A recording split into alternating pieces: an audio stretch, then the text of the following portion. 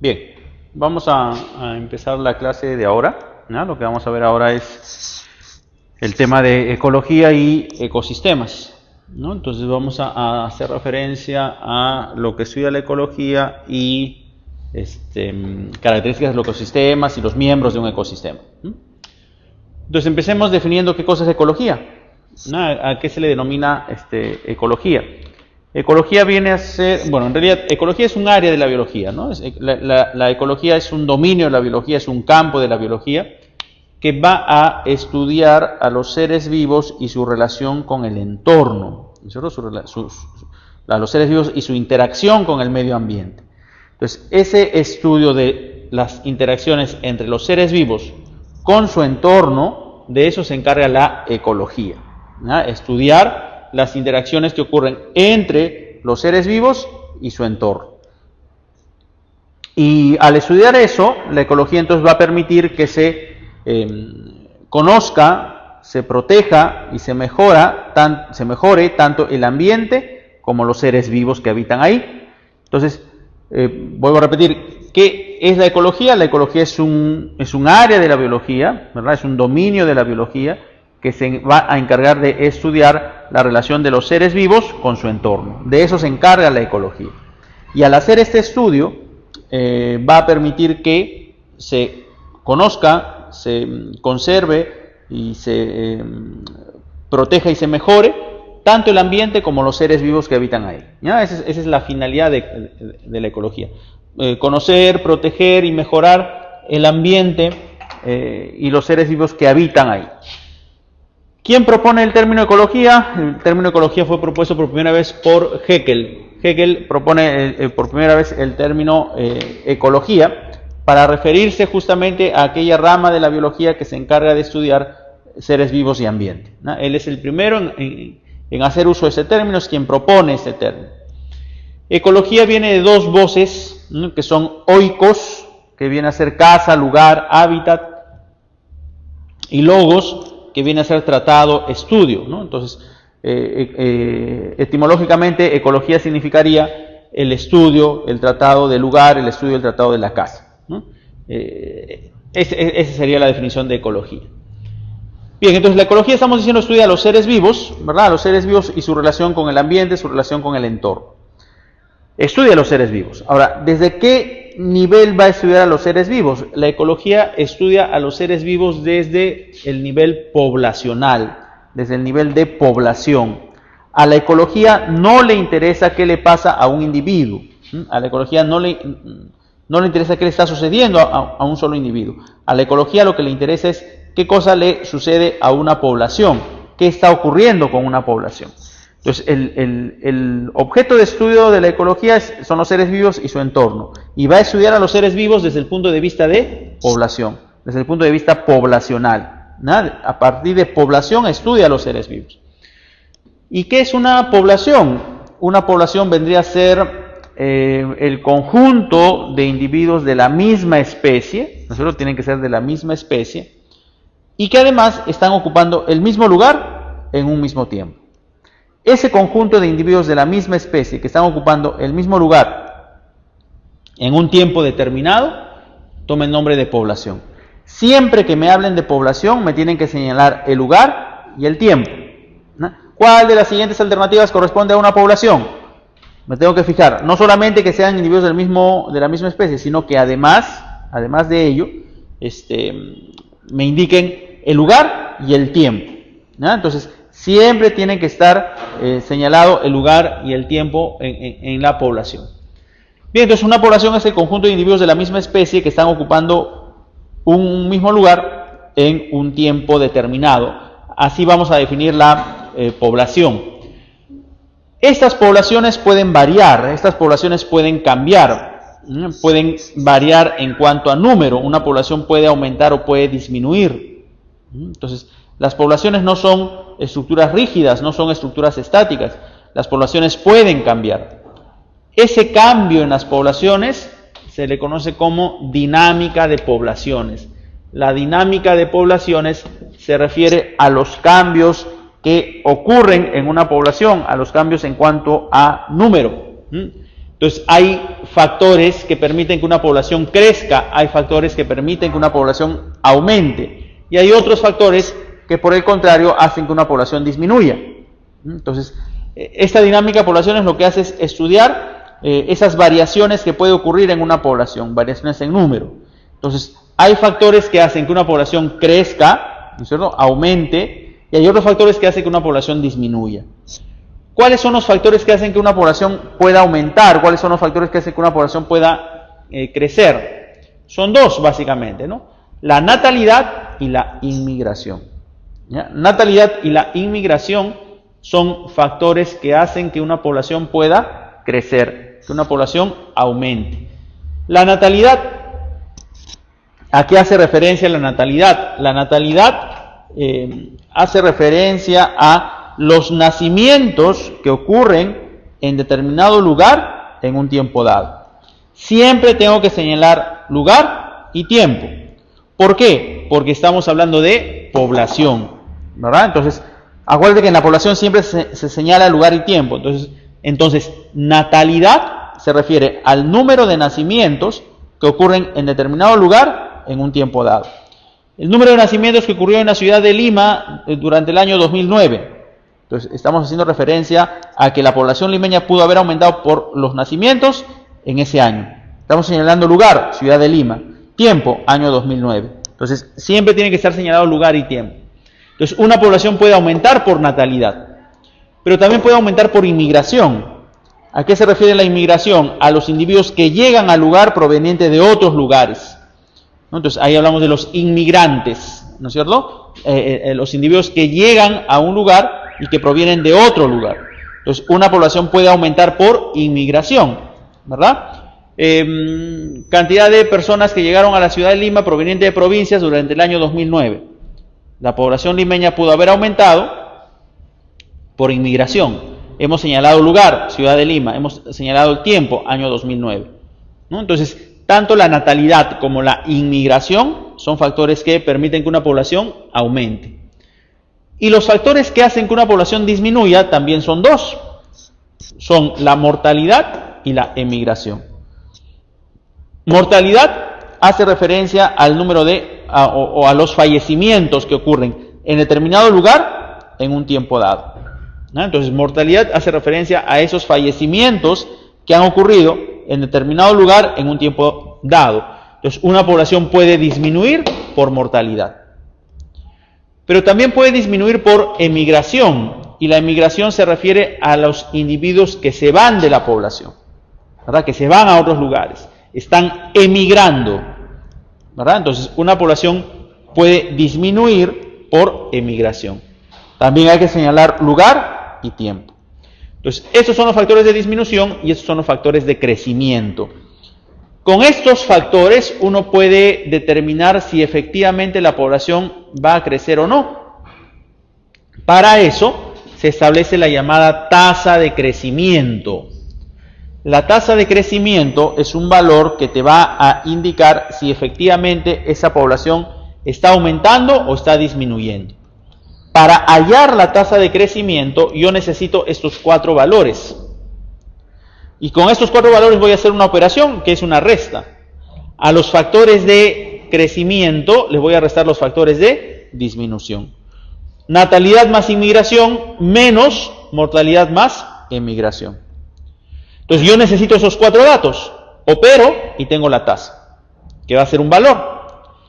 Si ese valor, si ese número es positivo, es decir, si esta tasa es mayor que 0, entonces significa que esa población está creciendo. Pero si esta tasa es un número negativo, es decir, menor que 0, entonces significa que esta población está disminuyendo. Y si este valor, esta tasa, es igual a 0, entonces significa que esa población se mantiene constante, esa población se encuentra en equilibrio. Entonces, la tasa de crecimiento nos indica si efectivamente las poblaciones están creciendo o están disminuyendo, ¿ya? Si una población crece o disminuye, dependiendo si sale positivo, entonces la población crece. Si la tasa es menor que 0, es decir, un valor negativo, la población está disminuyendo. Y si ese valor es igual a 0, entonces significa que la población se encuentra constante, es una población que está en equilibrio. Esa es la tasa de crecimiento, ¿no? Esa es la tasa de crecimiento. Bien, entonces ya sabemos que es una población, ya sabemos qué factores pueden alterar a una población y con eso podemos hallar la tasa de crecimiento. Bien, si bien es cierto, la ecología estudia a los seres vivos desde el punto de vista de población, sin embargo, la población no es la unidad funcional de la ecología. ¿A quién se le considera la unidad funcional de la ecología? La unidad funcional de la ecología viene a ser el ecosistema, no la población. La población es el nivel desde el cual la ecología estudia a los seres vivos, pero no es su unidad funcional. La unidad funcional de la ecología es el ecosistema. Entonces, el ecosistema viene a ser, o es considerado como la unidad funcional de la ecología. El ecosistema comprende a los seres vivos y su entorno. Acuérdate que habíamos dicho, la ecología estudia la interacción de los seres vivos con su ambiente. Bien, entonces en el ecosistema vamos a encontrar a los seres vivos más su entorno. Ese entorno está comprendido por ciertas características físicas y químicas, ¿no?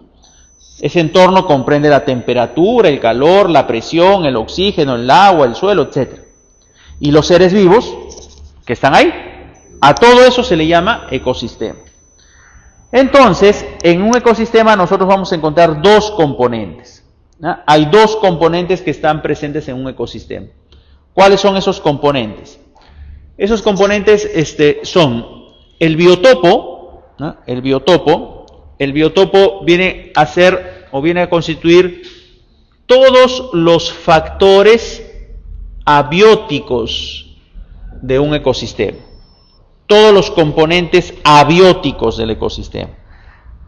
Es decir, todas las características físicas y químicas que están presentes en el ecosistema. Por ejemplo, el agua, la humedad, el calor, la temperatura, el oxígeno, el pH, la salinidad, etc.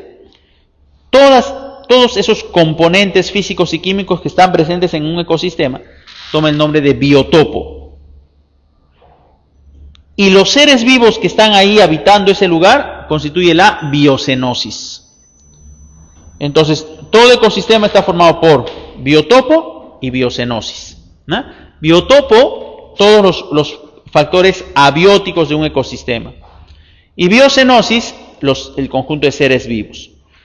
La biocenosis se ha adaptado al biotopo. ¿Ah? La biocenosis, que son los seres vivos, se adaptan a esas condiciones físico-químicas. Significa entonces que el biotopo influye en los seres vivos. El biotopo influye en la biocenosis. Cada ecosistema tiene su propio biotopo y su propia biocenosis. ¿Ah? Cada ecosistema va a tener su propio biotopo y su propia biocenosis. Bien, entonces biotopo vienen a ser todas las condiciones, todas las características físicas y químicas de un ecosistema. Y biocenosis viene a ser el conjunto de seres vivos, ¿no es cierto? Viene a ser el conjunto de seres vivos. Muy bien. Veamos algunos ejemplos de estos factores abióticos.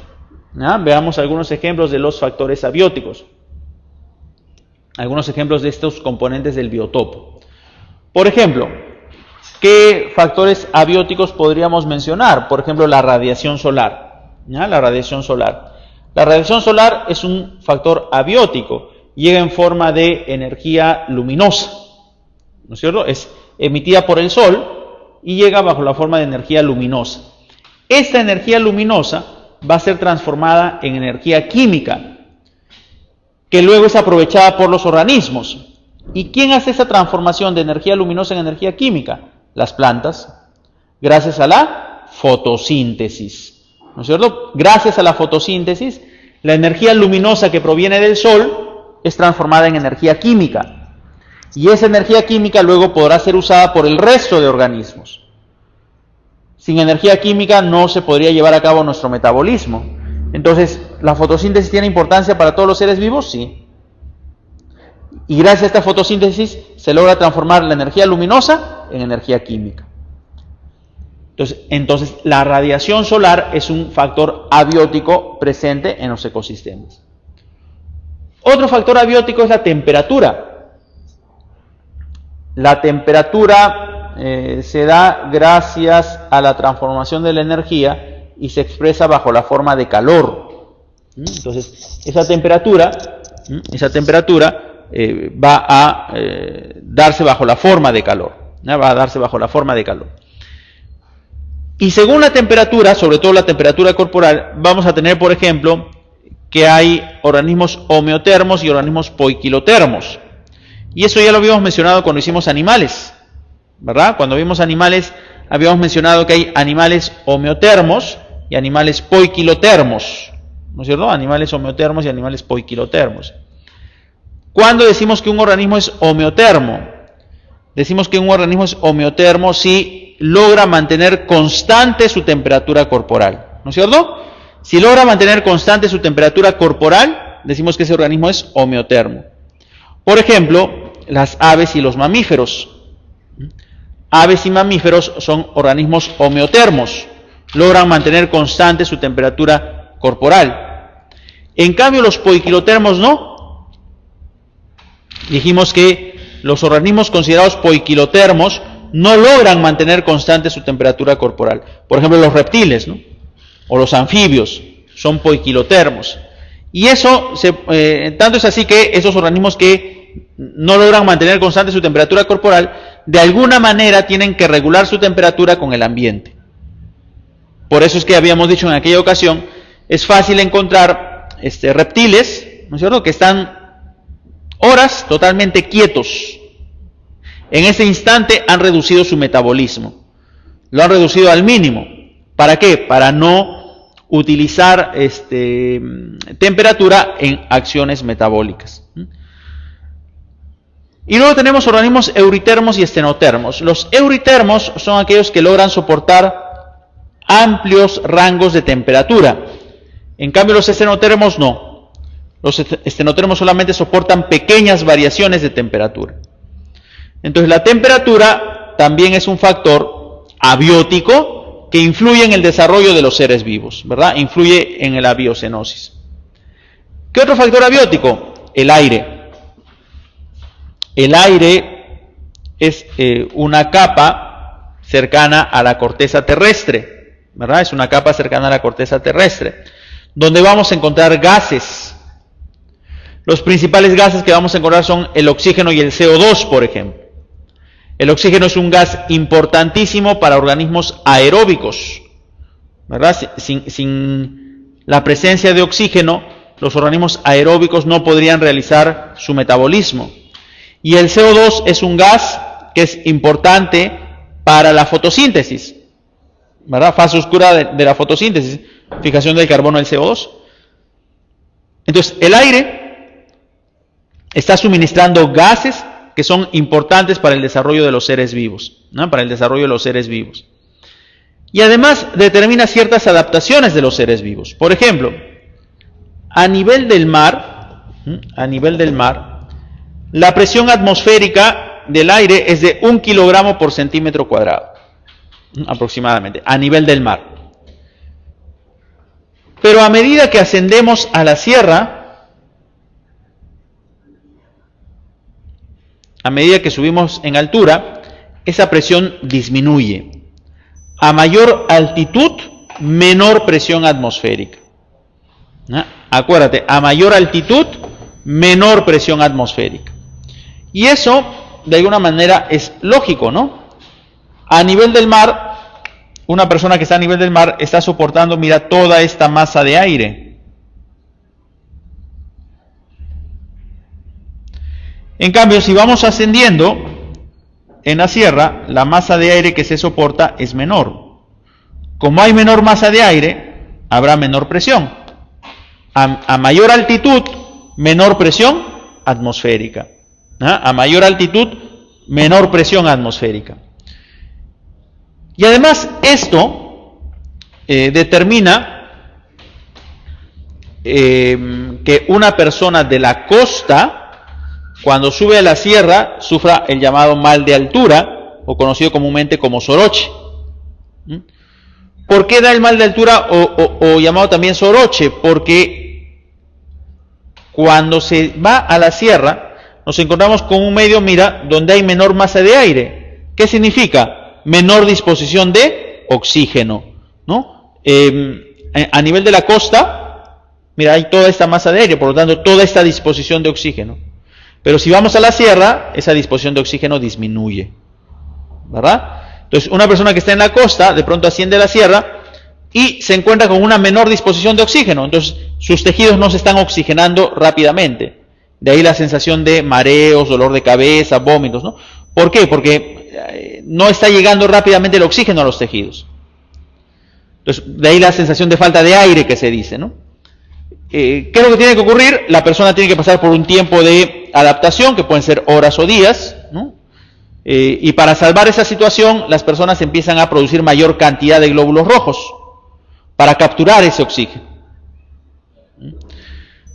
¿Por qué? Porque acuérdate que hay menor disposición de oxígeno. Por lo tanto, la captura de oxígeno tiene que ser rápida. Si no hay suficientes glóbulos rojos, no se captura rápidamente ese oxígeno. Entonces, cuando se asciende a la sierra, luego de algún tiempo, ya se produce suficiente cantidad de glóbulos rojos para capturar el oxígeno. Justamente una de las adaptaciones que tienen los individuos que viven en la sierra es esa, es producir mayor cantidad de glóbulos rojos que una persona en la costa. Los habitantes de la sierra tienen mayor cantidad de glóbulos rojos que las personas de la costa, justamente para capturar ese oxígeno de manera adecuada. Y además el diámetro de los pulmones, el volumen de los pulmones de las personas de la sierra es ligeramente mayor al de la costa, justamente para salvar esta situación. Entonces, ¿el aire determina ciertas condiciones de adaptación de los seres vivos? Sí. ¿Verdad? Sí. Otro factor abiótico es el suelo. El suelo es una capa delgada de la litosfera, ¿no? Es una capa delgada de la litosfera. Proporciona nutrientes, es el espacio de desarrollo de los seres vivos, ¿no es cierto? Es un medio de soporte. Hay varios tipos de suelos, dentro de los que podemos mencionar a los suelos silíceos, arcillosos, calizos y humíferos. Los suelos útiles para la agricultura son los suelos calizos y los suelos humíferos. Esos son suelos útiles para la agricultura. Los suelos humíferos son suelos ricos en materia orgánica. El humus es la materia orgánica del suelo. Entonces, si te dicen es un suelo humífero, es porque tiene gran cantidad de materia orgánica. ¿No? Gran cantidad de materia orgánica. Bien, esos son ejemplos de factores abióticos. ¿Son los únicos factores abióticos? No, no son los únicos. Hay varios factores abióticos, ¿no? El pH, la salinidad, la humedad, etc., ¿no? En realidad, un factor abiótico es todo factor físico-químico que está presente en el ecosistema. Bien, en estos ecosistemas va a fluir la materia y la energía. En todo ecosistema fluye la materia y la energía. Entonces veamos cómo es ese flujo de materia y energía. Empecemos con el flujo de la materia. ¿No? Empecemos con el flujo de la materia. Bueno, en realidad, tanto el flujo de la materia como de la energía se va a basar en las llamadas cadenas tróficas, que están conformadas por los niveles tróficos, ¿no? Entonces, este flujo, tanto de la materia como de la energía, se basa en las denominadas cadenas tróficas, que a su vez están conformadas por los niveles tróficos. ¿Qué es un nivel trófico? Los niveles tróficos no son más que los niveles de alimentación. ¿En qué nivel de alimentación se encuentra una especie? ¿Es el depredador? ¿Es la presa? ¿Es el quien va a consumir? ¿Es el que es consumido? ¿No es cierto? ¿En qué nivel de alimentación se va a encontrar? ¿No? ¿En qué nivel de alimentación se va a encontrar? Entonces, tanto el flujo de la materia como el flujo de la energía se basan en los niveles tróficos. La cantidad de niveles tróficos en un ecosistema es variable. Si a ti te dicen, todos los ecosistemas tienen 5 niveles tróficos, eso es falso. Todos los ecosistemas presentan 7 niveles tróficos, falso. La cantidad de niveles tróficos varía. Un ecosistema puede tener 5 niveles, otro ecosistema puede tener 8 niveles, otro ecosistema puede tener 3 niveles, etc. La cantidad de niveles tróficos es variable. ¿Ya? Esa cantidad de niveles tróficos es variable. Lo que no va a variar, lo que no va a cambiar es quiénes conforman esos niveles. Entonces, por ejemplo, ¿quiénes están presentes en el primer nivel trófico? En el primer nivel trófico se encuentran los llamados organismos productores.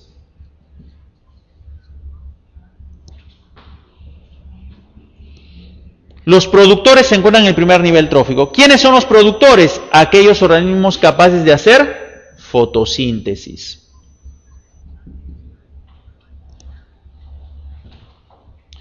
Esos son los organismos productores. ¿Ya? Los organismos capaces de hacer fotosíntesis. Por lo tanto, aquí están las plantas. Todas las plantas, bueno, en realidad todo organismo que es capaz de hacer fotosíntesis se encuentra en el primer nivel trófico. Entonces, si a ti te dicen, ¿no?, ¿cuál de las siguientes alternativas corresponde a una cadena trófica? Lo primero que tendría que hacer es empezar a escoger aquellas cadenas que empiezan con una planta. Porque las plantas siempre son organismos productores. Los organismos del segundo nivel. Los organismos del segundo nivel son los denominados consumidores primarios.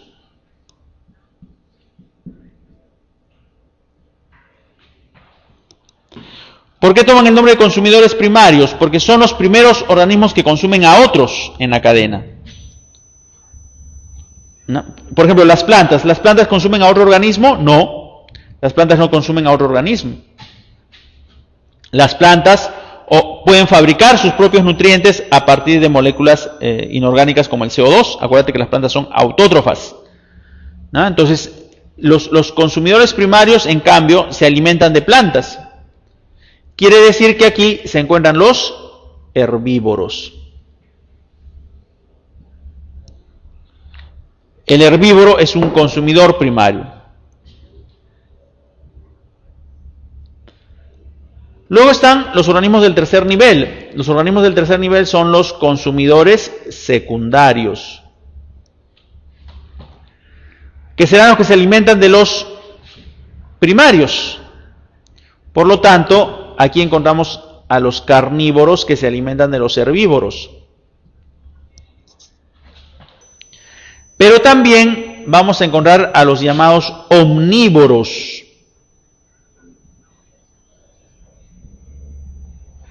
¿Y quiénes son los omnívoros? Aquellos que se alimentan tanto de carne como herbívoros y de plantas. Nosotros, por ejemplo, somos omnívoros.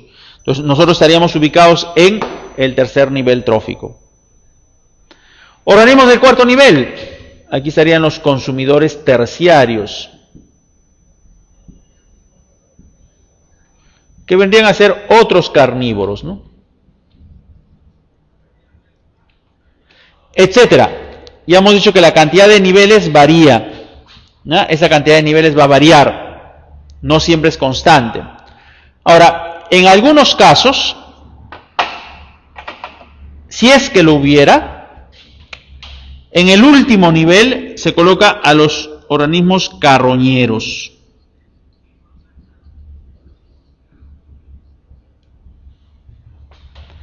¿Quiénes son los carroñeros? Los carroñeros son animales que se alimentan de la materia muerta, se alimentan de animales muertos. Por ejemplo, el buitre, ¿verdad? El cóndor son carroñeros. ¿Ah? Son carroñeros. Y también están los llamados desintegradores.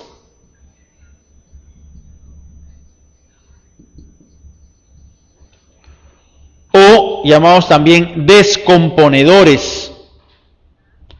¿Qué es lo que hace un desintegrador o un descomponedor? En principio, estos son microorganismos. ¿Ah? Son microorganismos. pueden ser bacterias, hongos, ¿no? O protozoarios, que lo que hacen es descomponer la materia muerta. Entonces, a eso les conoce como desintegradores o descomponedores. Acuérdate, son microorganismos. Bien, a estos desintegradores también les denominan recicladores de la materia. ¿Por qué? Porque cuando descomponen algún ser vivo, ¿verdad? Cuando producen esa descomposición del ser vivo, liberan al suelo sales, minerales y iones. ¿No? Liberan al suelo tanto sales, minerales como iones. Y esas sales, minerales y iones que son liberados al suelo, luego van a ser aprovechados por los organismos del primer nivel. Entonces es como si la materia se reciclara, ¿verdad? De un animal muerto se van a obtener elementos útiles que van a servir para los organismos del primer nivel. Para los organismos del primer nivel. Por eso a los desintegradores o descomponedores también les llaman recicladores de la materia. Porque al descomponer esta materia, liberan al medio sales, iones, minerales, que pueden ser capturados por las plantas. Que pueden ser capturados por la planta. Bien, esos serían los niveles tróficos de una cadena. ¿No? Los niveles tróficos de una cadena. Ahora, en este flujo de la materia tendríamos que mencionar también a los ciclos biogeoquímicos. Tendríamos que hacer referencia a los ciclos biogeoquímicos. ¿Qué es un ciclo biogeoquímico? Un ciclo biogeoquímico viene a ser el pasaje de algún elemento químico desde el mundo no viviente hacia el mundo vivo. Y luego, como del mundo vivo, esos elementos químicos regresan al mundo no viviente. Entonces, están haciendo un circuito, ¿verdad? Están haciendo un circuito. Del mundo no viviente pasan al mundo vivo y luego retornan al mundo no viviente. A esto se le conoce como el ciclo biogeoquímico. Hay varios ciclos biogeoquímicos, ¿no? Varios ciclos biogeoquímicos. Vamos a mencionar tres. Uno es el ciclo del carbono. El ciclo del carbono se dice que es un ciclo gaseoso, o también te van a decir que es atmosférico. ¿Por qué te dicen que es gaseoso o atmosférico? Porque la fuente del carbono se encuentra en forma de gas, en la atmósfera. Entonces, como la fuente de carbono se encuentra en forma de gas, se dice que es un ciclo gaseoso. Este carbono ingresa a los seres vivos mediante el CO2. Acuérdate, fase oscura de la fotosíntesis. Fijación del carbono del CO2. Entonces ingresa a los seres vivos bajo la forma de CO2. ¿Y quién captura este CO2? Las plantas. ¿Verdad? Las plantas capturan este CO2. Capturan y en la fase oscura de la fotosíntesis utilizan este carbono del CO2 para fabricar sus propias moléculas orgánicas. Es un organismo autótrofo. Entonces, van a utilizar sus propias moléculas orgánicas, van a utilizar su CO2. Ciclo del carbono. Otro ciclo que es que ocurre en el medio gaseoso y que y se agota también por estar en forma de gas, es el nitrógeno. ¿No? Es el nitrógeno. Este compuesto que se agota y está en forma gaseosa es el nitrógeno. Va a ingresar al mundo viviente bajo la forma de gas atmosférico. Va a entrar al mundo viviente como nitrógeno atmosférico, ¿no? Como nitrógeno atmosférico. Entonces es también un ciclo gaseoso o atmosférico. ¿Por qué? Porque ingresa, la fuente de este elemento es un gas. Entonces ingresa al mundo vivo como un gas, ¿verdad? Ingresa como un gas, como nitrógeno atmosférico. ¿Y quiénes son capaces de fijar este nitrógeno atmosférico? Quienes son capaces de fijar este nitrógeno atmosférico son las bacterias fijadoras de nitrógeno. Estas bacterias fijadoras se encuentran en ciertas plantas. Estas plantas son las leguminosas.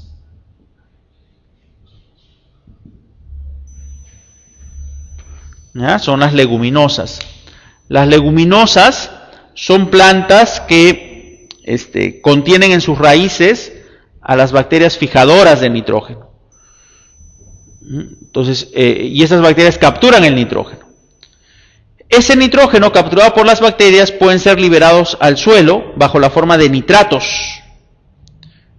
Y como tal, son capturados ahora por la planta, ¿no? Entonces, el nitrógeno atmosférico lo captura la bacteria, luego esta bacteria libera nitratos al suelo, y este nitrato, que es un compuesto con nitrógeno, es capturado por la planta.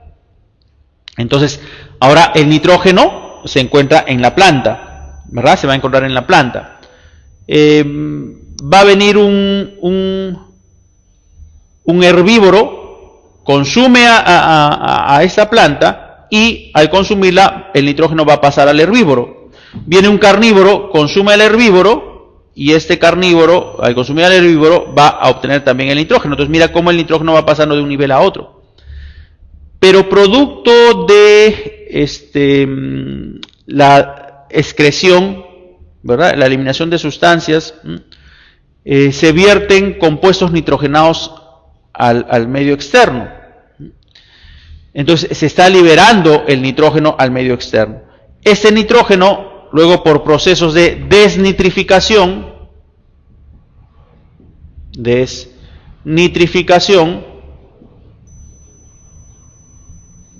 que lo hacen ciertas bacterias, lo que hacen estas bacterias es, de esos compuestos ricos en nitrógeno, por ejemplo el amoníaco, el ion amonio, ¿no?, de esos compuestos van a sufrir procesos de desnitrificación, y lo que hacen es liberar nitrógeno, y van a liberar nitrógeno otra vez a la atmósfera.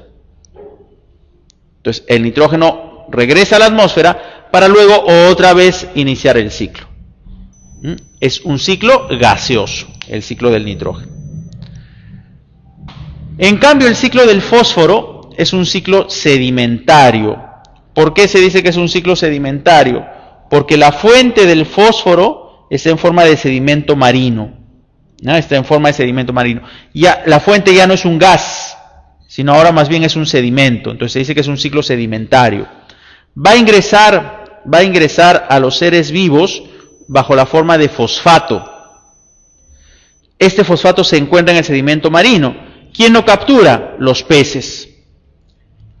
Entonces el fosfato ingresa a los peces. Pero a su vez los peces sirven de alimento para las aves marinas. Entonces ahora el fosfato pasa a las aves marinas. Las aves marinas eliminan sus heces. Esas heces se conocen como guano. Y el guano es usado como fertilizante. El guano es uno de los mejores fertilizantes que existe. Entonces lo utilizan como abono para las plantas. Entonces en ese abono va a estar el fosfato, que al ser usado como abono lo captura la planta. Entonces mira ya cómo el fosfato ingresa a la planta. Luego viene un herbívoro, consume la planta, consumirá el fósforo. Viene un carnívoro, consume el herbívoro, consumirá el fósforo, ¿verdad? Entonces ya ese fósforo está pasando de un nivel a otro. Y en la excreción, en la orina, en las heces y también en la descomposición de la materia, se libera nuevamente fosfato al medio externo, que luego caerá en forma de sedimento al mar y será aprovechado otra vez por los organismos. Entonces, en este caso, el ciclo del fósforo es un ciclo sedimentario. ¿No? Es un ciclo sedimentario. Bien, eso es lo que ocurre con el flujo de la materia. ¿Qué pasa con el flujo de la energía? En el ecosistema también fluye la energía, ¿no? También va a fluir la energía, pero a diferencia de la materia, en el caso del flujo de la energía, se dice que el flujo de la energía es unidireccional, ¿no? Se dice que es unidireccional. ¿Qué significa esto, que sea unidireccional? Que la energía va a fluir en un solo sentido. La energía ya no retorna. No es como en el caso de la materia, que esta materia puede retornar por acción de los recicladores, ¿no? Cuando se descompone la materia, se libera al medio externo minerales, sales, que son utilizados nuevamente por las plantas. Entonces se está reciclando la materia. En el caso de la energía no es así. Ya, en el caso de la energía no es así. El flujo de la energía se dice que es unidireccional, va en un solo sentido, ya no retorna. Y además, este flujo, cuando pasa de un nivel a otro, disminuye. Entonces, la energía va disminuyendo mientras va pasando por los niveles tróficos. Esto es explicado por las leyes de la termodinámica. ¿Ya? Las leyes de la termodinámica intentan explicar cómo es este flujo de la energía. ¿Ya? Cómo es este flujo de la energía. Y son dos leyes básicamente. La primera ley, que es quizá la más conocida, indica que la energía no se crea ni se destruye, solo se transforma. Y eso ocurre en el ecosistema. La energía no se ha creado, la energía no se ha destruido, solamente se ha transformado. La energía luminosa ha sido transformada en energía química. ¿No? Ha sido transformada en energía química. ¿Y quién ha hecho eso? Las plantas, gracias a la fotosíntesis. Esa energía química luego es usada por el resto de organismos. Entonces, ¿se ha creado energía? No. ¿Se ha destruido energía? No. Solamente se ha transformado. La energía luminosa ha sido transformada en energía química. Y la segunda ley menciona que la transformación de la energía no es del 100%, sino que más bien la eficiencia es del 10%. ¿Qué significa esto? Que no toda la energía se aprovecha de un nivel a otro. Esa eficiencia que se aprovecha es solamente del 10%. Lo que pasa de un nivel a otro en cuanto a energía es solamente del 10%. No pasa toda la energía. Entonces, por ejemplo, ¿no? Vamos a suponer que tenemos una cadena corta. Está el productor.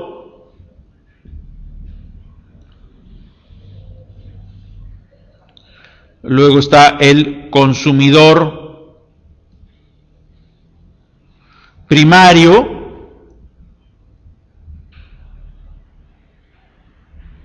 Luego estará el consumidor secundario. Y luego estará el consumidor terciario, ¿no? Por ejemplo,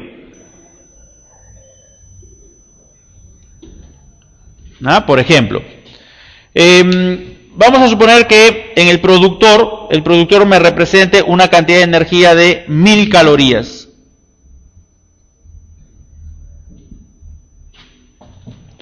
Productor son las plantas, ¿verdad? Entonces viene el consumidor primario, que es un herbívoro, consume la planta. Al consumir va a pasar la energía del productor al consumidor primario. ¿Qué cantidad de energía va a pasar? ¿Toda la energía? No, solamente va a pasar el 10%. Quiere decir que este consumidor primario va a pasar 100 calorías. El herbívoro a su vez sirve de alimento para un carnívoro.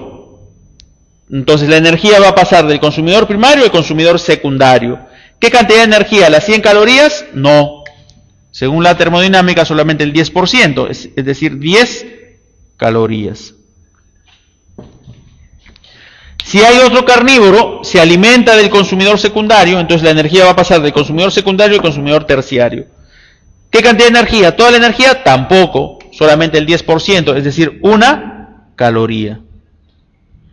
Entonces mira cómo de las 1000 calorías iniciales, al consumidor terciario solamente le llega 1 caloría.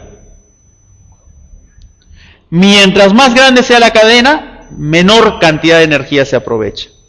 Porque lo que pasa de un nivel a otro es solamente el 10%. ¿No? Es solamente el 10%.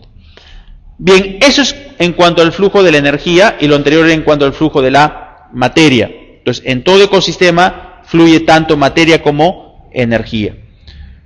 Muy bien, entonces ahora lo que nos faltaría revisar son las relaciones que existen entre los individuos dentro de un ecosistema.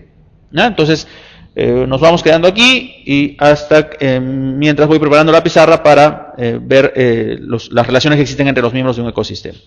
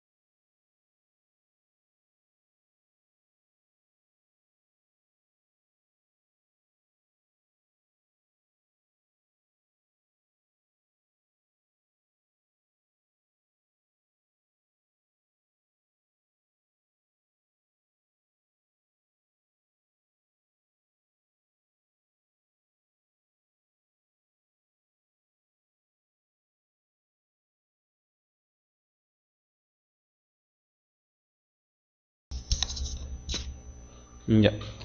Bien, entonces ya sabemos cómo ocurre el flujo de materia y flujo de energía, ¿verdad?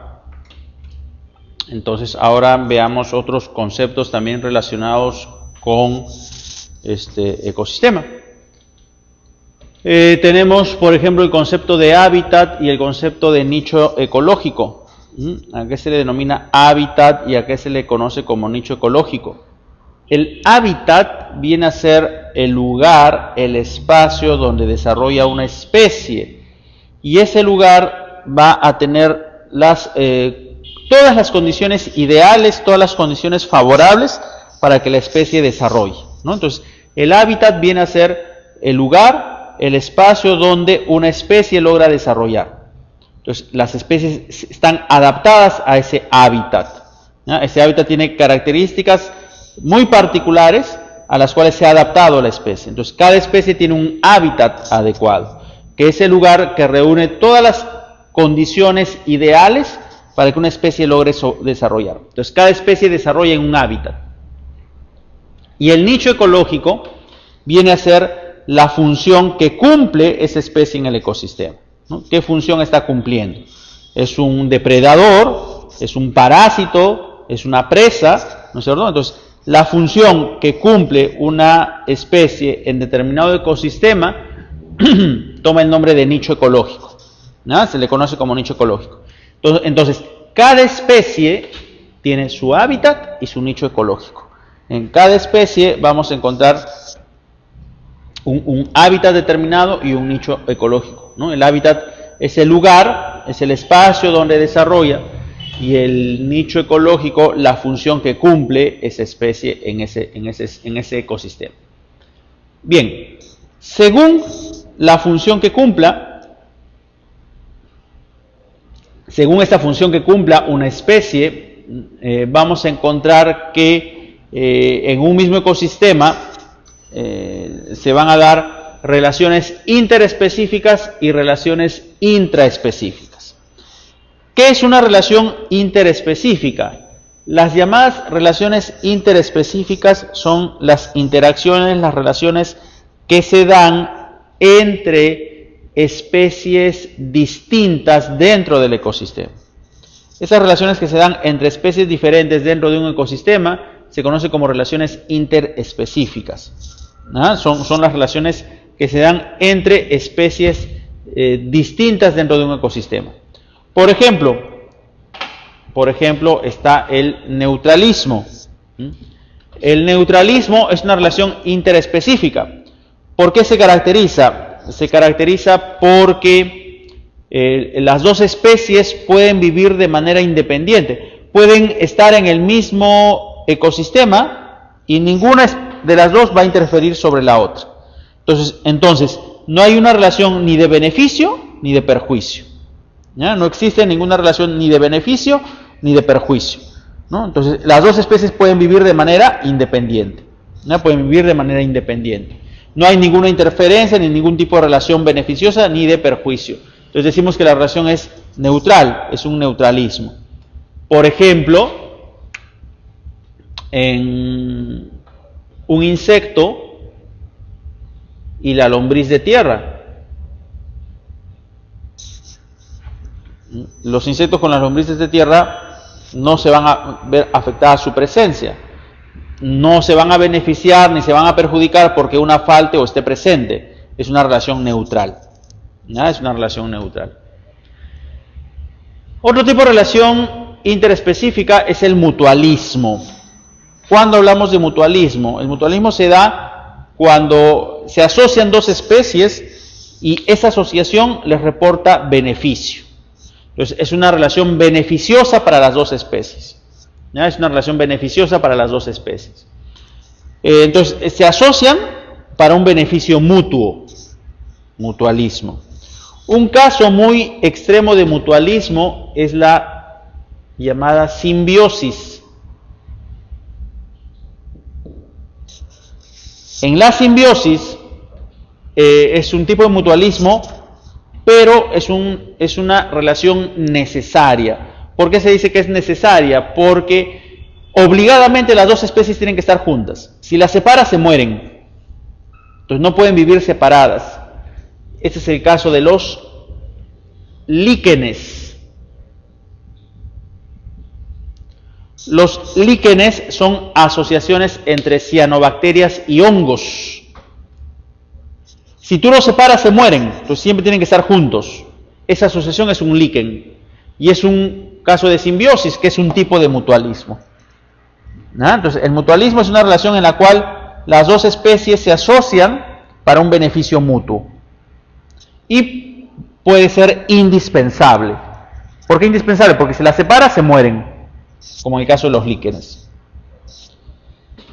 La competencia es otra relación interespecífica. En este caso es una relación negativa, es una relación que causa perjuicio para ambas especies, ¿no? Entonces una especie daña a la otra. ¿Y por qué? Porque estas especies van a competir por ejemplo, el alimento, el sustrato, el espacio, ¿no? Entonces, al competir, cada una daña a la otra. Entonces, es una relación negativa para las dos, ¿no? La competencia. La cooperación es una relación positiva para las dos especies. Es una relación de beneficio para las dos. Pero, a diferencia del mutualismo, en la cooperación, esas dos especies pueden vivir por separado. Es decir, cuando están juntas, se benefician. Pero cuando las separas, cada una puede vivir por su cuenta, de manera independiente. No es como en el caso del mutualismo, tipo simbiosis, que cuando las separas se mueren. En este caso no. Entonces, si están juntas, ambas se benefician. Si las separas, pueden vivir de manera independiente. Por ejemplo, en el caso de la nidificación de las aves, hay muchas especies de aves que colaboran entre sí para fabricar sus nidos. Pero si tú las separas, cada especie por su lado puede fabricar sus propios nidos. Entonces, si están juntas, se están beneficiando, porque todas colaboran entre sí. Cooperación. Cuando las separas, pueden vivir cada una por su cuenta. El comensalismo es una relación en la cual hay una especie que se beneficia y otra especie que ni se beneficia ni se perjudica. ¿No? Ni se beneficia ni se perjudica. La especie que se beneficia toma el nombre de comensal. Entonces, ¿quién es el comensal? La especie que resulta beneficiada. Pero la otra especie, repito, no se va a perjudicar y tampoco se va a beneficiar. El ejemplo clásico aquí es la rémora y el tiburón. La rémora es un pez pequeño que nada prácticamente adherido al tiburón, nada junto al tiburón. Pero no le va a causar ningún daño al tiburón, porque no es ningún parásito, tampoco es un depredador, ni un competidor. Entonces, no le causa ningún daño al tiburón, ni ningún beneficio. Entonces, al tiburón no le interesa si la rémora está o no está presente. ¿Y qué hace la rémora? La rémora espera que el tiburón se alimente, porque cuando el tiburón se alimenta, va dejando caer restos de alimentos. Esos restos son capturados por la rémora, ¿no? Esos restos son capturados por la rémora. Entonces, ¿quién se beneficia? La rémora. ¿Y el tiburón se beneficia? No. ¿Se perjudica? Tampoco. Entonces, hay una relación de beneficio para una especie, pero para la otra especie no hay ni beneficio ni perjuicio, ¿no? Entonces, ahí hablamos de comensalismo. La especie que resulta beneficiada es el comensal. Entonces, en este caso, la rémora sería el comensal, ¿no? En este caso, la rémora sería el comensal. Caso contrario ocurre con el amensalismo. En el amensalismo hay una especie que se ve perjudicada y otra especie ni se beneficia ni se perjudica. La especie que se perjudica es el amensal, ¿no? Es el amensal. Y la otra especie simplemente no se va a perjudicar, pero tampoco se va a beneficiar. Por ejemplo, el ovino, la oveja y la lombriz de tierra. El ovino es un herbívoro, se alimenta de pastos, de vegetación. Entonces, cuando se alimenta, escarba la tierra. Al escarbar se puede encontrar con una lombriz de tierra. Pero la lombriz no es alimento para el ovino, entonces el ovino simplemente no le va a importar, lo va a dejar a un lado, ¿verdad? Al ovino no le interesa si está o no está la lombriz. Pero si estuviera, simplemente lo va a dejar al descubierto y a un lado. Y va a seguir alimentándose del pasto, ¿no? Pero la lombriz ya queda al descubierto. Y la lombriz sí sirve de alimento para las aves, por ejemplo. Entonces, ¿quién se ve perjudicada? La lombriz, porque al quedar descubierta va a servir de alimento para las aves. ¿Y el ovino se perjudica por la presencia de la lombriz? No. ¿Se beneficia por la presencia de la lombriz? Tampoco. Es una relación de amensalismo. El amensal es la lombriz en este ejemplo. El amensal en general es quien resulta afectado. Luego tienes el parasitismo. De eso ya habíamos hablado la semana pasada, ¿no? En el parasitismo hay una especie que se beneficia, que es el parásito, y otra que se perjudica, que es el hospedero, ¿verdad? Y otra que se perjudica, que es el hospedero, ¿no? El hospedero siempre se ve perjudicado en su metabolismo, desarrollo, incluso en su supervivencia. Ejemplos de parasitismo: la tenia, el ascaris, ¿no? Etcétera. Ya habíamos mencionado varios ejemplos la semana pasada. Y la predación es una relación en la cual hay un depredador y hay una presa. El depredador se alimenta de la presa. Entonces, quien se beneficia es el depredador. Quien se perjudica es la especie que resulta como presa, ¿no? ¿Por qué? Porque va a servir de alimento para el depredador. Estas son relaciones interespecíficas, ¿no? Estas de aquí: neutralismo, mutualismo, competencia, cooperación, comensalismo, amensalismo, parasitismo y predación. Son relaciones interespecíficas. Se establecen entre especies diferentes en un mismo ecosistema. Pero no son el único tipo de relación. ¿Por qué? Porque existen también relaciones intraespecíficas, ¿no? Van a existir también relaciones intraespecíficas. ¿Y cuando hablamos de una relación intraespecífica? Cuando se da entre los individuos de una misma especie, ¿no? Entre los individuos de una misma especie. Entonces, si se da una relación entre individuos de una misma especie, decimos que es una relación intraespecífica, ¿no? Decimos que es una relación intraespecífica. Por ejemplo, dentro de las relaciones intraespecíficas está la territorialidad, ¿no? Está la territorialidad. ¿Qué es la territorialidad? La territorialidad se refiere a la tendencia que tienen los organismos para ocupar un espacio, ocupar un territorio, delimitar ese territorio y defender ese territorio. Ese concepto se conoce como territorialidad, ¿no es cierto? Los organismos tienden a ocupar un espacio, a ocupar un territorio, delimitar ese territorio y defender ese territorio. Territorialidad, ¿sí? Es lo que hacen, por ejemplo, los peces o las aves cuando defienden sus lugares de nidificación, ¿sí? Entonces, en los animales está muy presente este concepto de territorialidad. Incluso lo podemos observar en los mismos perritos, ¿no? Si tú te das cuenta, cuando sacamos a pasear a los perritos, si tienen perritos en casa y los sacan a pasear, se van a dar cuenta que así no tengan ganas de orinar, el perrito siempre está levantando la patita y dejando 3 o 4 gotitas de orina, ¿no? En ciertas regiones. ¿Qué está haciendo ahí? Está delimitando su territorio, está marcando el territorio con orina. Lo que está estableciendo ahí es un marcaje de su territorio, ¿no? Y ese concepto está presente en los animales, ¿no? Ese concepto de territorialidad, ¿no es cierto? De territorialidad, ¿no? Las especies tienden a ocupar un territorio y defender ese territorio. Predominio social es otra relación intraespecífica. Se establece cuando hay jerarquías, ¿no? Cuando existen jerarquías entre los miembros de esa comunidad, ¿no? Entonces hay individuos dominantes y otros que son dominados, ¿no es cierto? Entonces se establece una jerarquía, ¿no? De individuos dominantes y otros que son dominados. Y esas jerarquías se respetan, ¿no? Y esas jerarquías se van a respetar. Y eso ocurre mucho en los animales, ¿no? Hay, por ejemplo, individuos dominantes y otros que son dominados, ¿no? Se habla del macho dominante o macho alfa, ¿verdad? Que es quien dirige al grupo, guía al grupo, defiende al grupo, pero también se alimenta primero, tiene derecho a parearse, etc. Y los subordinados, ¿no es cierto? Y ejemplos hay varios, ¿no? Está, por ejemplo, lo que ocurre con el lobo de mar, ¿no? En época de celo, el lobo de mar está rodeado por un grupo de 8 a 10 hembras.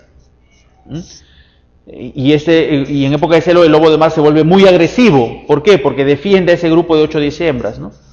Y hay otros lobos que no logran tener ese grupo de hembras para aparearse. Entonces son los dominados, ¿verdad? Son los que han quedado desplazados por la jerarquía del macho, de ese macho dominante que logra obtener esa jerarquía para poder aparearse, ¿no? Se establece también en otros animales, ¿no? En los simios, en los orangutanes está el macho dominante, ¿no? Que es quien guía al grupo. En los felinos también, ¿no? El león, el macho dominante dentro de los leones es quien se alimenta primero, quien se aparea también, ¿verdad? Por ejemplo, en los leones, cuando un león más joven reta al macho dominante, se establece una pelea. Si el retador vence, entonces, ¿qué hace inmediatamente el retador? Busca a los cachorros y los degüella, ¿no? O sea, instintivamente lo que hace es buscar a los cachorros y morderles el cuello hasta degollarlos. Entonces, mientras se establece la lucha, lo que hacen las hembras es esconder a los cachorros, ¿no? Porque saben que si el retador vence, inmediatamente lo que va a hacer es buscar a esos cachorros y degollarlos. Si eso ocurriera, las hembras ya no se meten, ¿no? Las hembras ya no se meten. ¿Y por qué hace esto el retador si es que vence? Porque instintivamente está dejando en claro que ahora él es el macho dominante y es el único que puede dejar descendencia. Esos cachorros provienen del macho anterior y como ya ha sido vencido no tienen derecho a vivir. Entonces instintivamente eso hace el vencedor, buscar a esos cachorros y degollarlos. ¿Por qué? Porque ahora él es el único que tiene derecho a tener descendencia, a aparearse y dejar descendencia. Entonces, cuando se establecen esos rangos de dominancia, ¿no es cierto?, de individuos dominantes y otros dominados, hablamos de predominio social, se establecen jerarquías. La compensación es otro tipo de relación intraespecífica, es cuando se defienden las crías propias, pero también las crías ajenas. No se defienden solamente las crías del individuo, sino las crías del grupo. A eso le conoce como compensación.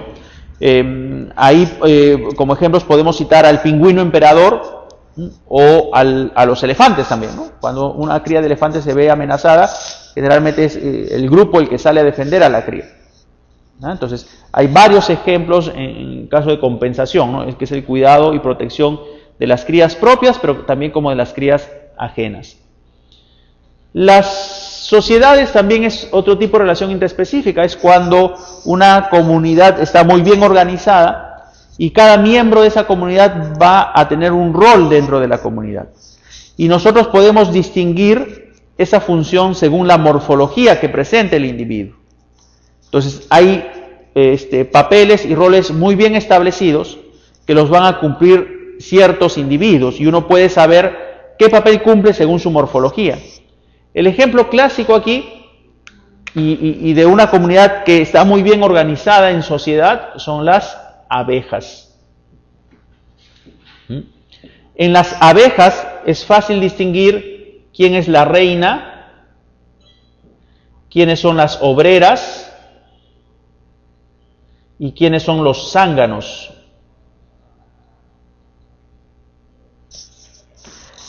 Las hembras son la reina y las obreras. La reina es la de mayor tamaño y es la única hembra fértil. En cambio, las obreras son hembras también pequeñas, pero infértiles. Entonces, la única que deja descendencia es la reina.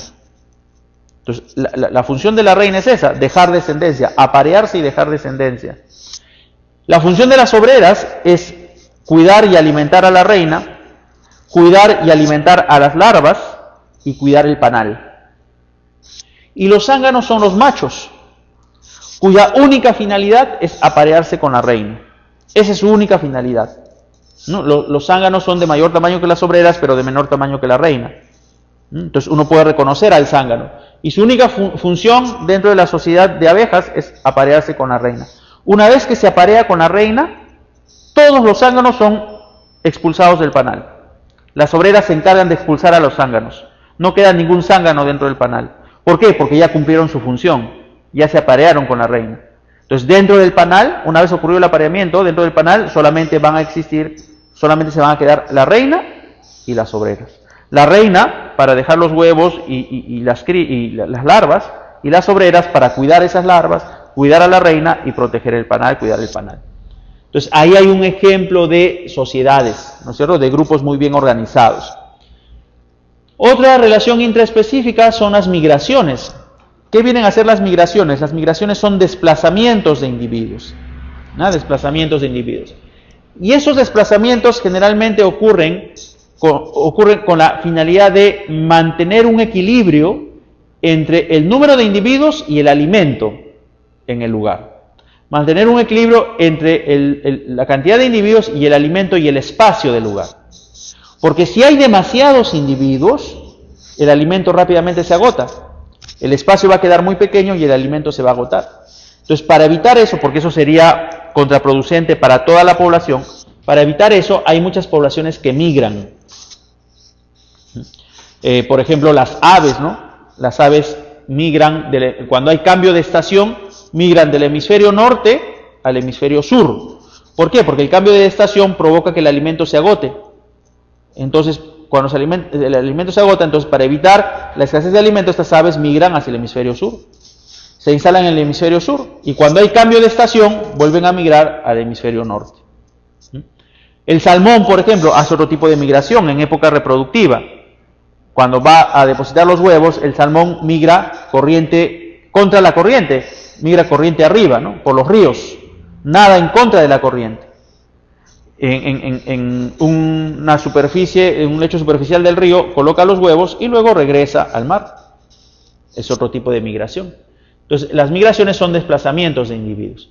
Esas son las relaciones intraespecíficas, por ejemplo, ¿no? Entonces, encontramos relaciones interespecíficas, ¿verdad?, que son las relaciones que existen entre especies distintas dentro de un mismo ecosistema.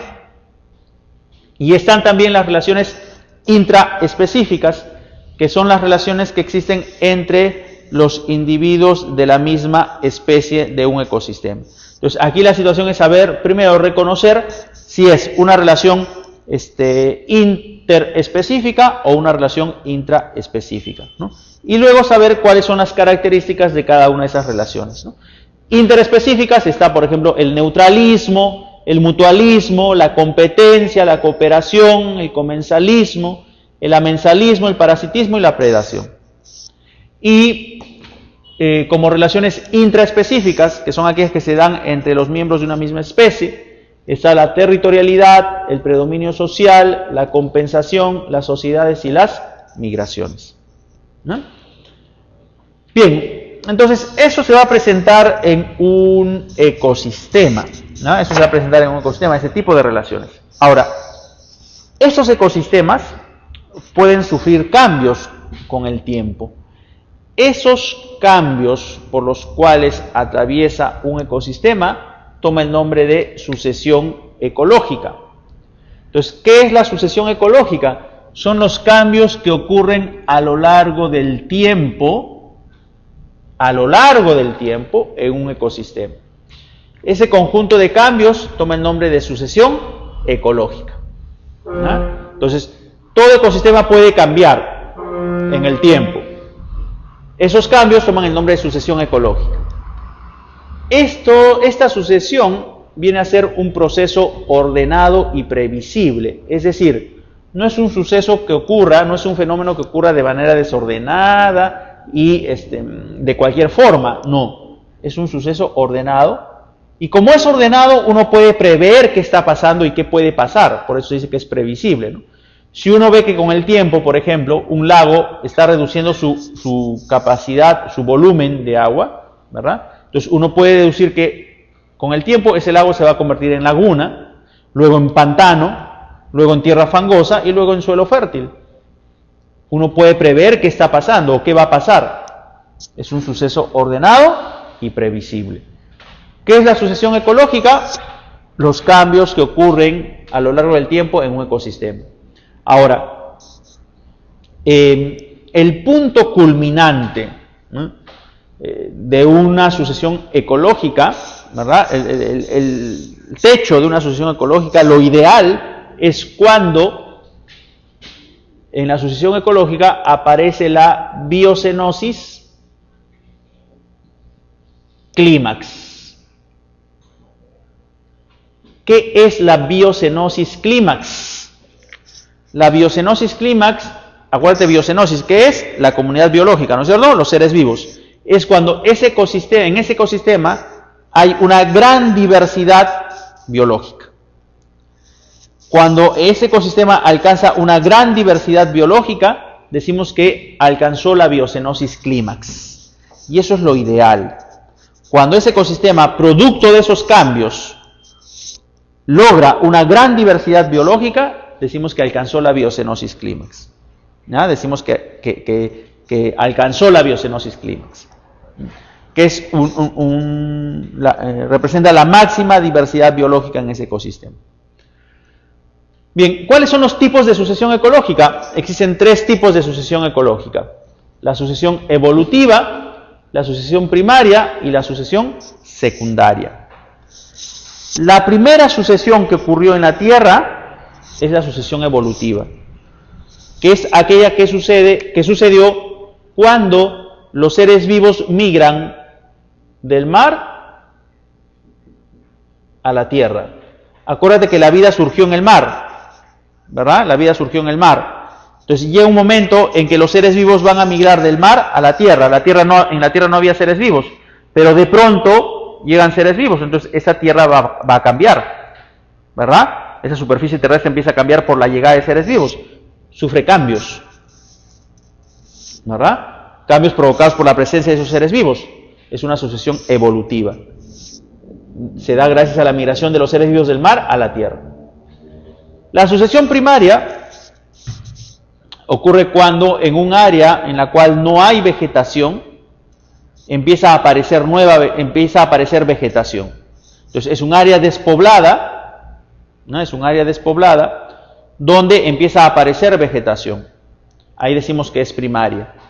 Y secundaria es cuando en un área donde ya había vegetación, esta vegetación por alguna catástrofe desaparece, o por algún incendio forestal, por ejemplo, desaparece, y en su lugar aparece otra vegetación. En su lugar aparece una nueva vegetación distinta. Entonces, una vegetación desaparece y en su lugar es reemplazada por otra vegetación. Entonces, ahí decimos que la sucesión es secundaria, ¿no? Ahí decimos que la sucesión es secundaria. De todas estas, la que ocurre con mayor rapidez es la sucesión secundaria, ¿no? La sucesión secundaria es la que ocurre con mayor rapidez. Entonces, ¿qué es una sucesión ecológica? La sucesión ecológica viene a ser los cambios que ocurren en un ecosistema a lo largo del tiempo, ¿no? Son cambios que ocurren en un ecosistema a lo largo del tiempo. Es una secuencia ordenada y previsible y puede ser de 3 tipos, ¿no? La evolutiva, que es la primera sucesión que ha ocurrido, que es cuando los seres vivos migran del mar a la tierra.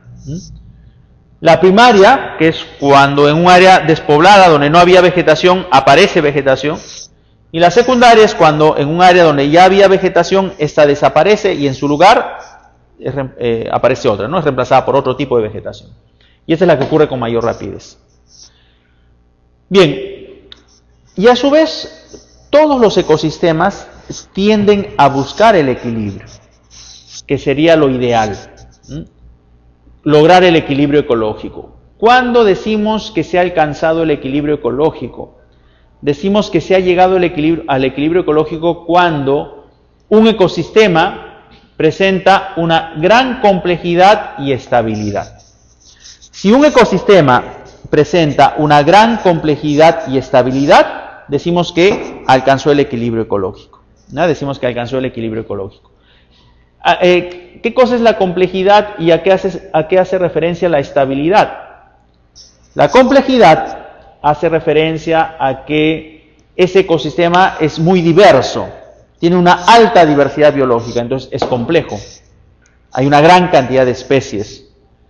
Y estabilidad hace referencia a que ese ecosistema, ante una perturbación, puede recuperarse. Es un ecosistema capaz de recuperarse, ¿no? Si hay alguna alteración, alguna perturbación, el ecosistema es capaz de recuperarse. Entonces decimos que es estable. ¿No? Decimos que es estable. Entonces, cuando un ecosistema alcanza una gran complejidad y estabilidad, decimos que llegó al equilibrio ecológico. Pero hay factores que lamentablemente rompen ese equilibrio. Hay factores que causan el desequilibrio ecológico. Y lamentablemente, uno de los responsables en provocar este desequilibrio ecológico es el ser humano. ¿No? Es el ser humano. ¿Cuáles son los principales factores que provocan la ruptura de este equilibrio? ¿Cuáles son los principales factores que provocan el desequilibrio ecológico? Uno de ellos es la explosión demográfica. ¿Cuándo hablamos de explosión demográfica? Cuando hay demasiada cantidad de individuos. Hay tal cantidad de individuos que el espacio queda reducido y los recursos se empiezan a agotar rápidamente. Entonces, como se empiezan a agotar rápidamente los recursos, no permiten que el ecosistema se recupere. Entonces se rompe el equilibrio, ¿no? Cuando hay demasiada población, los recursos van a empezar a escasear porque se agotan rápidamente. Entonces, cuando hay demasiada población en un área, decimos que hay explosión demográfica. Los humanos, por ejemplo, hay varios países que sufren de explosión demográfica, ¿verdad? Sobre todo muchos países asiáticos sufren de explosión demográfica. Hay demasiada cantidad de individuos para un espacio pequeño y los recursos se agotan rápidamente. Entonces causa el desequilibrio. Otro factor es la destrucción de campos de cultivo, sobre todo cuando se urbaniza. Al urbanizar se destruyen los campos de cultivo, ¿verdad? Y al destruir campos de cultivo, pues se elimina vegetación, se pierde diversidad. Otro factor es la tala, la caza y la pesca indiscriminada, porque con eso se están eliminando especies, se está perdiendo diversidad biológica. Y los pesticidas. El uso de pesticidas también es un factor que causa desequilibrio ecológico porque los pesticidas envenenan los ecosistemas, envenenan la cadena trófica. Y al envenenar los ecosistemas, al envenenar la cadena trófica, va a provocar la muerte de especies, la desaparición de especies. Entonces, esos son los factores que causan el desequilibrio ecológico, ¿no? Bien, eso es lo que teníamos que ver ahora, ¿no? El tema de ecología y ecosistemas era lo que teníamos que ver ahora. Entonces, con esto veamos las respuestas de sus ejercicios, ¿no? Vamos a analizar las preguntas de sus ejercicios.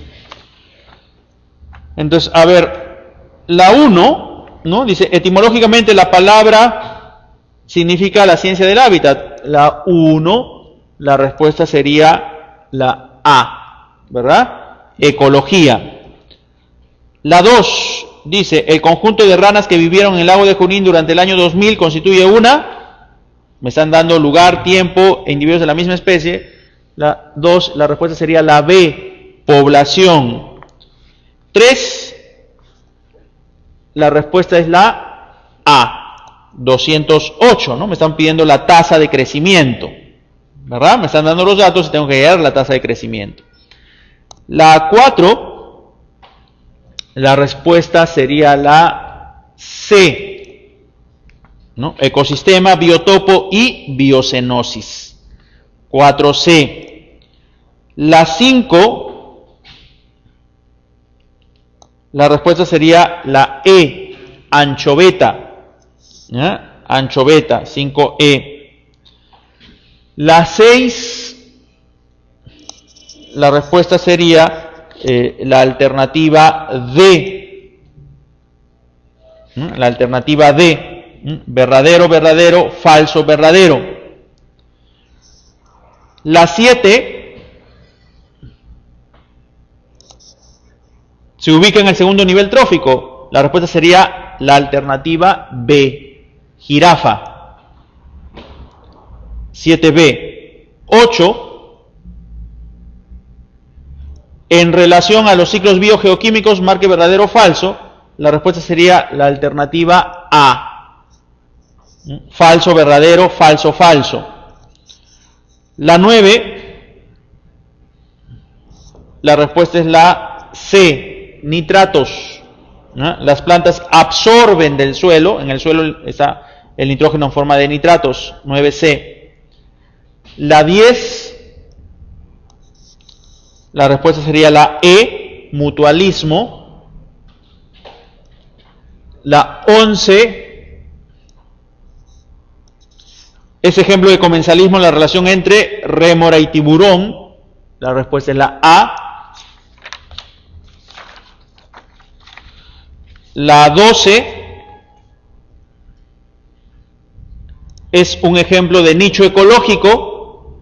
La respuesta sería la 2, ¿no? Que es los hongos descomponiendo la materia orgánica, y el 4, el pájaro carpintero que come larvas de insectos de los árboles. La 12 es la C, ¿no? La 12 es la C. La 13, la respuesta sería la D, secundaria. La 14, la respuesta sería coloque verdadero o falso respecto a las causas del desequilibrio ecológico. La respuesta sería la B, verdadero. Destrucción de hábitats naturales, verdadero. Tala indiscriminada, verdadero. Caza ilimitada, verdadero. Pesca controlada, falso, pues, ¿no? Uso controlado de insecticidas, falso. 14B. Y la 15, la respuesta sería la alternativa A, ¿no? Es un dato conceptual, ¿no? Según el ecólogo Dunn, para duplicar la producción agrícola hay que utilizar 10 veces más la cantidad de abono, pesticidas y mano de obra, ¿no? La 15 sería la alternativa A, ¿no? Entonces, eso sería el tema de ahora, ¿no? La próxima semana nos toca ver recursos naturales, que tienen mucho que ver con lo que hemos visto esta semana, ¿no? Entonces, parte de lo que hemos visto esta semana vamos a verlo también la próxima semana cuando veamos conservación de recursos naturales, ¿no? Muy bien, jóvenes, esto sería la clase de ahora, ¿no? Nos quedaríamos ahí, ¿no? Y nos veríamos ya la próxima semana, ¿no? Eso sería todo.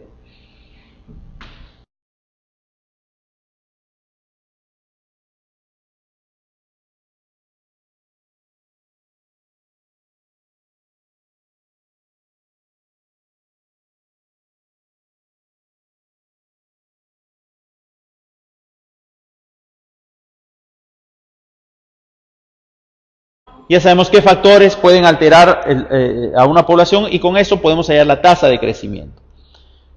Bien, si bien es cierto, la ecología estudia a los seres vivos desde el punto de vista de población, sin embargo, la población no es la unidad funcional de la ecología. ¿A quién se le considera la unidad funcional de la ecología? La unidad funcional de la ecología viene a ser el ecosistema, no la población. La población es el nivel desde el cual la ecología estudia a los seres vivos, pero no es su unidad funcional. La unidad funcional de la ecología es el ecosistema. Entonces, el ecosistema viene a ser, o es considerado como la unidad funcional de la ecología. El ecosistema comprende a los seres vivos y su entorno. Acuérdate que habíamos dicho, la ecología estudia la interacción de los seres vivos con su ambiente. Bien, entonces en el ecosistema vamos a encontrar a los seres vivos más su entorno. Ese entorno está comprendido por ciertas características físicas y químicas, ¿no? Ese entorno comprende la temperatura, el calor, la presión, el oxígeno, el agua, el suelo, etc. Y los seres vivos que están ahí, a todo eso se le llama ecosistema. Entonces, en un ecosistema nosotros vamos a encontrar dos componentes, ¿no? Hay dos componentes que están presentes en un ecosistema. ¿Cuáles son esos componentes? Esos componentes son el biotopo, ¿no? El biotopo viene a ser o viene a constituir todos los factores abióticos de un ecosistema. Todos los componentes abióticos del ecosistema. Es decir, todas las características físicas y químicas que están presentes en el ecosistema. Por ejemplo, el agua, la humedad, el calor, la temperatura, el oxígeno, el pH, la salinidad, etc. Todos esos componentes físicos y químicos que están presentes en un ecosistema toman el nombre de biotopo. Y los seres vivos que están ahí habitando ese lugar constituye la biocenosis. Entonces, todo ecosistema está formado por biotopo y biocenosis, ¿no? Biotopo, todos los factores abióticos de un ecosistema permiten que una población aumente, y hay otros factores que por el contrario hacen que una población disminuya. Entonces, esta dinámica de poblaciones lo que hace es estudiar esas variaciones que puede ocurrir en una población, variaciones en número. Entonces, hay factores que hacen que una población crezca, ¿no es cierto?, aumente, y hay otros factores que hacen que una población disminuya. ¿Cuáles son los factores que hacen que una población pueda aumentar? ¿Cuáles son los factores que hacen que una población pueda crecer? Son dos, básicamente, ¿no? La natalidad y la inmigración. ¿Ya? Natalidad y la inmigración son factores que hacen que una población pueda crecer, que una población aumente. La natalidad, ¿a qué hace referencia la natalidad? La natalidad hace referencia a los nacimientos que ocurren en determinado lugar en un tiempo dado. Siempre tengo que señalar lugar y tiempo. ¿Por qué? Porque estamos hablando de población, ¿verdad? Entonces, acuérdate que en la población siempre se señala lugar y tiempo. Entonces, natalidad se refiere al número de nacimientos que ocurren en determinado lugar en un tiempo dado. El número de nacimientos que ocurrió en la ciudad de Lima durante el año 2009. Entonces, estamos haciendo referencia a que la población limeña pudo haber aumentado por los nacimientos en ese año. Estamos señalando lugar, ciudad de Lima. Tiempo, año 2009. Entonces, siempre tiene que estar señalado lugar y tiempo. Entonces, una población puede aumentar por natalidad, pero también puede aumentar por inmigración. ¿A qué se refiere la inmigración? A los individuos que llegan al lugar proveniente de otros lugares, ¿no? Entonces, ahí hablamos de los inmigrantes, ¿no es cierto? Los individuos que llegan a un lugar y que provienen de otro lugar. Entonces, una población puede aumentar por inmigración, ¿verdad? Cantidad de personas que llegaron a la ciudad de Lima provenientes de provincias durante el año 2009.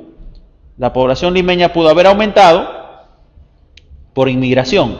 Hemos señalado lugar, ciudad de Lima. Hemos señalado el tiempo, año 2009, ¿no? Entonces, tanto la natalidad como la inmigración son factores que permiten que una población aumente. Y los factores que hacen que una población disminuya también son dos. Son la mortalidad y la emigración. Mortalidad hace referencia al número o a los fallecimientos que ocurren en determinado lugar en un tiempo dado, ¿no? Entonces, mortalidad hace referencia a esos fallecimientos que han ocurrido en determinado lugar en un tiempo dado. Entonces,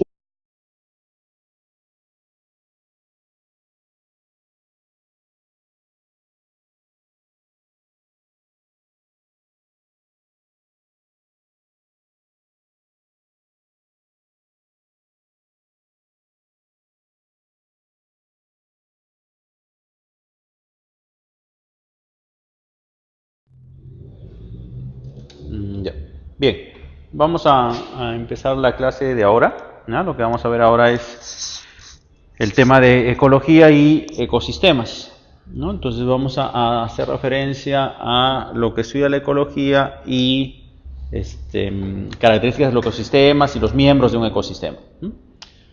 Entonces empecemos definiendo qué cosa es ecología, ¿no? ¿A qué se le denomina ecología? Ecología viene a ser, bueno, en realidad ecología es un área de la biología, ¿no? La ecología es un dominio de la biología, es un campo de la biología que va a estudiar a los seres vivos y su relación con el entorno, ¿no? A los seres vivos y su interacción con el medio ambiente. Entonces, ese estudio de las interacciones entre los seres vivos con su entorno, de eso se encarga la ecología, ¿no? Estudiar las interacciones que ocurren entre los seres vivos y su entorno. Y al estudiar eso, la ecología entonces va a permitir que se conozca, se proteja y se mejore tanto el ambiente como los seres vivos que habitan ahí. Entonces, vuelvo a repetir, ¿qué es la ecología? La ecología es un área de la biología, ¿verdad? Es un dominio de la biología que se va a encargar de estudiar la relación de los seres vivos con su entorno. De eso se encarga la ecología. Y al hacer este estudio, va a permitir que se conozca, se conserve y se proteja y se mejore tanto el ambiente como los seres vivos que habitan ahí. ¿Ya? Esa es la finalidad de la ecología. Conocer, proteger y mejorar el ambiente y los seres vivos que habitan ahí.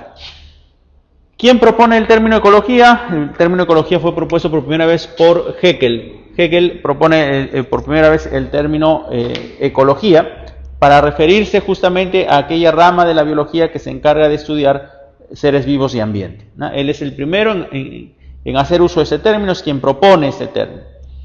Ecología viene de dos voces, ¿no? Que son oikos, que viene a ser casa, lugar, hábitat. Una población puede disminuir por mortalidad, pero también puede disminuir por emigración, y la emigración se refiere a los individuos que se van de la población, ¿verdad? Que se van a otros lugares, están emigrando, ¿verdad? Entonces, una población puede disminuir por emigración.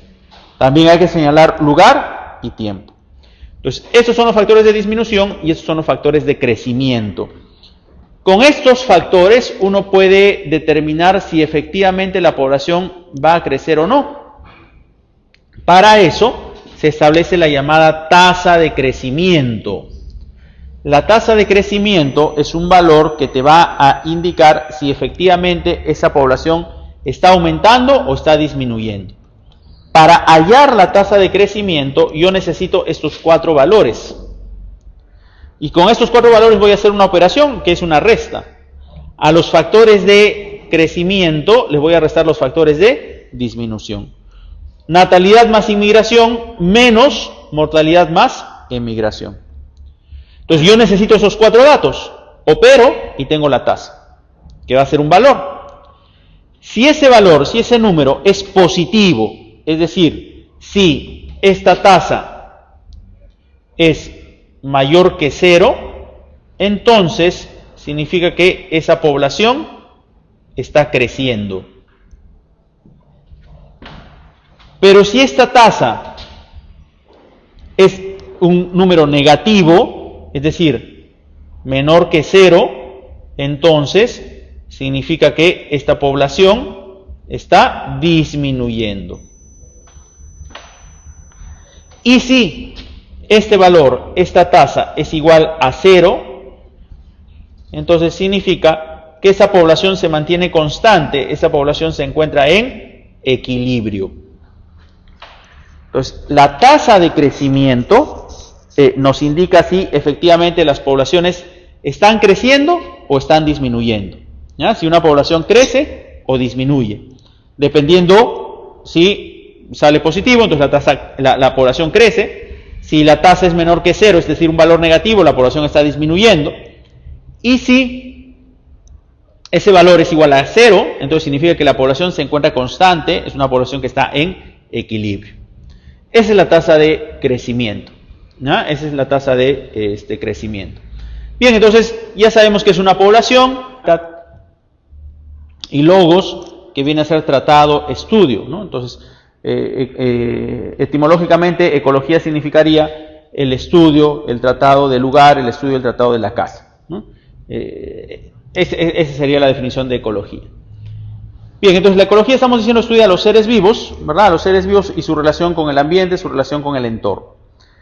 Estudia a los seres vivos. Ahora, ¿desde qué nivel va a estudiar a los seres vivos? La ecología estudia a los seres vivos desde el nivel poblacional, desde el nivel de población. A la ecología no le interesa qué le pasa a un individuo. A la ecología no le interesa qué le está sucediendo a un solo individuo. A la ecología lo que le interesa es qué cosa le sucede a una población, qué está ocurriendo con una población. Entonces, el objeto de estudio de la ecología son los seres vivos y su entorno. Y va a estudiar a los seres vivos desde el punto de vista de población, desde el punto de vista poblacional, ¿no? A partir de población estudia a los seres vivos. ¿Y qué es una población? una población vendría a ser el conjunto de individuos de la misma especie, ¿no es cierto? Tienen que ser de la misma especie, y que además están ocupando el mismo lugar en un mismo tiempo.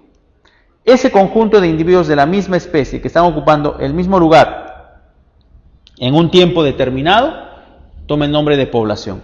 Siempre que me hablen de población, me tienen que señalar el lugar y el tiempo, ¿no? ¿Cuál de las siguientes alternativas corresponde a una población? Me tengo que fijar, no solamente que sean individuos de la misma especie, sino que además de ello, me indiquen el lugar y el tiempo, ¿no? Entonces, siempre tienen que estar señalado el lugar y el tiempo en la población. Bien, entonces una población es el conjunto de individuos de la misma especie que están ocupando un mismo lugar en un tiempo determinado. Así vamos a definir la población. Estas poblaciones pueden variar, estas poblaciones pueden cambiar, pueden variar en cuanto a número. Una población puede aumentar o puede disminuir. Entonces, las poblaciones no son estructuras rígidas, no son estructuras estáticas. Las poblaciones pueden cambiar. Ese cambio en las poblaciones se le conoce como dinámica de poblaciones.